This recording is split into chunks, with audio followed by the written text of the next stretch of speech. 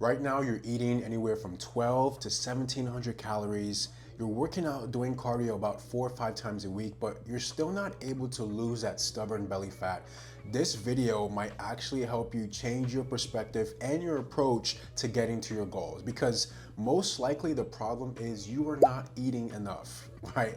And I know this sounds a little backwards, right? I thought you were supposed to eat less, but if you just bear with me for a few minutes, I'm going to share with you how eating more food the right way can actually help your body lose stubborn belly fat by building lean muscle, especially if you're a full-time registered nurse working 12-hour shifts, crazy schedules, rotating shifts, and not having any type of consistency. Let's define something first. When women say they want to be toned, what they really mean is they want to be firmer, they want to be stronger, they want to be more sexier, they want to be more confident, because that toned, sexy physique that they want is muscle.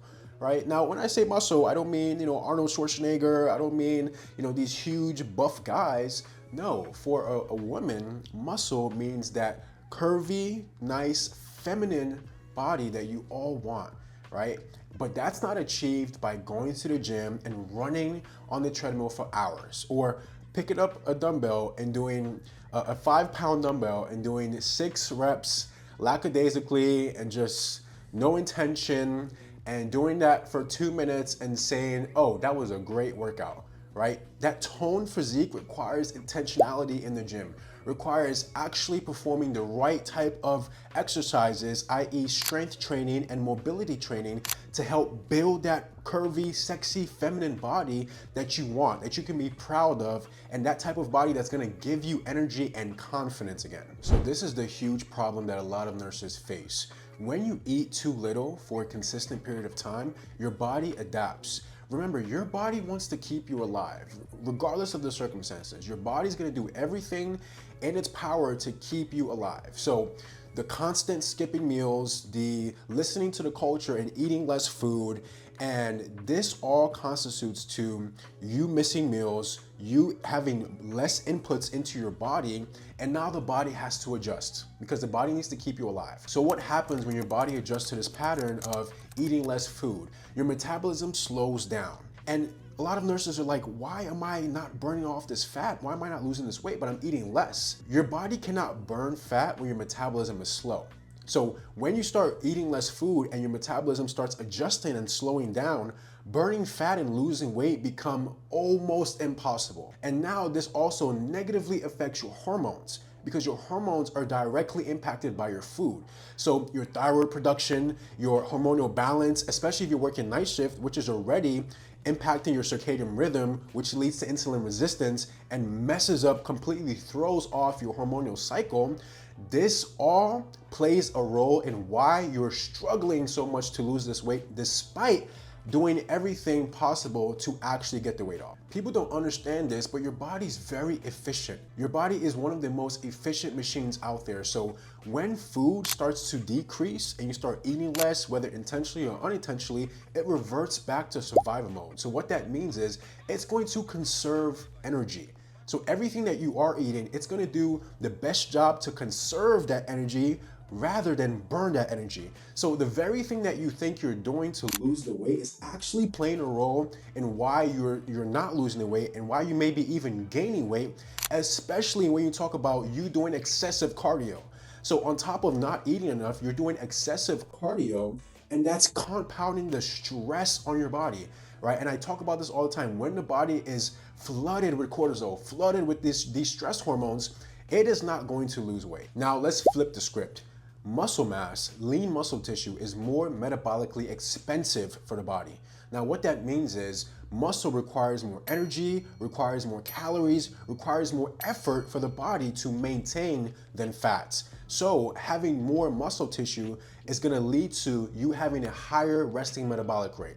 So what does that mean? That means that when you're chilling, when you're not doing anything, not working out, you're in a meeting, you're with your kids, your body is burning more calories, burning more fat at a higher rate than somebody who has a lower resting metabolic rate. But here's the key. You cannot build muscle without the proper nutrients for your body. If you're eating 1,200 calories, if you're eating 1,500 calories, 1,700 calories, this just isn't enough resources for your body, especially as a grown women with the nature of your job, working 12-hour shifts, high stress, personal and work demands, it's just not enough resources, it's not enough tools, it's not enough building blocks to start to build this lean muscle. And that's why you stay flabby.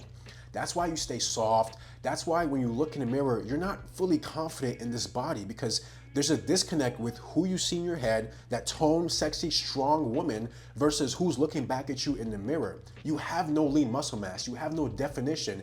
You have no toned perspective to you because you're not doing the right inputs. You don't have the right components to actually build this body that you want. So here's where nurses really shoot themselves in the foot, unintentionally for the most part. When you combine high stress with under eating, it's a metabolic Hiroshima to your body. It completely disrupts your entire hormonal cycle, and it makes losing weight feel like mission impossible. So working shift work, high personal stress, high work stress, under eating, inconsistent sleep, lack of proper recovery, lack of managing your stress, all of these factors combined with not eating, oh my gosh. It is like, this is where the frustration comes in, because you think you're doing all these things right, but when these factors are not addressed, like I said, it's a biological failsafe. There's no way to outwork this system in your body to bypass the stress, bypass the under eating, and actually build the body you want. There's no way. And all this does is leaves you more stressed. All this does is leaves you more frustrated. And now you're putting yourself in a cycle of stress. You're putting yourself in a cycle of mental stress. And there's no difference. Physical stress and mental stress still increase the cortisol levels in the body, which makes losing weight and burning fat all the more challenging. So here's what your body needs in a high stress season. And this is what I do with my clients who are working more than 5 days a week.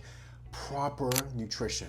That has to be number one. You have to be getting your body these adequate resources to feel comfortable enough to be able to lose any type of weight. You need to recover. So sleep has to be a must. And when I say sleep, I know some people tell me that, oh, I slept 8 hours, I slept 9 hours, but I still feel groggy afterwards.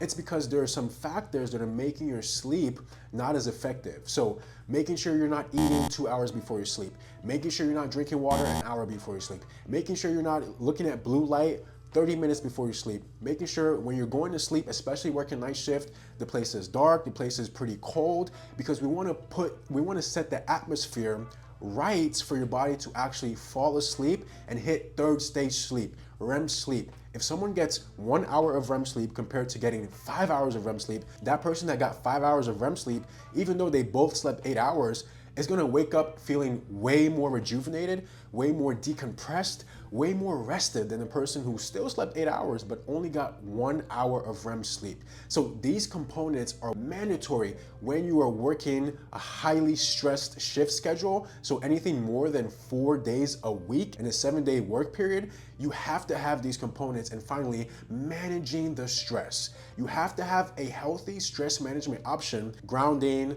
hot tub, sauna, cold shower, prayer, meditation, mobility training.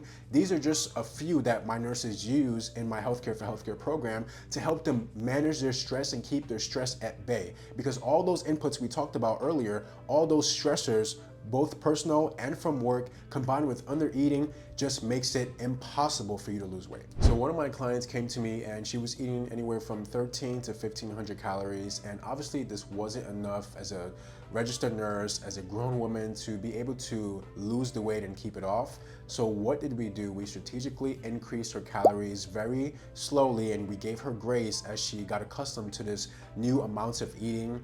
We made her perform strength training, focused strength training. Hey, we gotta ditch the cardio, we gotta focus on this type of training to start to build the lean muscle.